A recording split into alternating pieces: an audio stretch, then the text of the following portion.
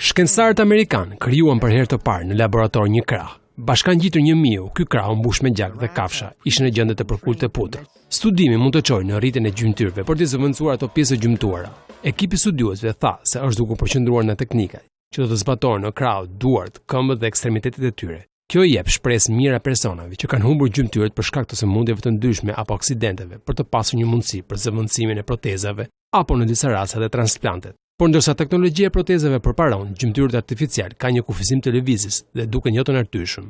Duart, krahët dhe madje edhe këmbët mund të transplantohen, por operacionet janë komplekse. Pacientët duhet të marrin ilaçe të forta që dobësojnë sistemin imunitar. Në të kundërt, një krah apo këmbë i zhvilluar në laborator duket më i natyrshëm, pasi ai është bërë nga qelizat e vetë personave dhe nuk do të jenë të nevojshme ilaçe të forta. Mjeku, i cili më parë ka krijuar veshka, mëlçi dhe zemër, filloi eksperimentin duke marrë një parakrah të një miu të ngordhur. Ai më pas e lau atë në një detergjent duke lënë vetëm kockat. Skeleti më pas u vendos në një inkubator ku u injektuan enë të shëndetshme gjaku dhe qeliza muskush dhe u shije me oksigjen.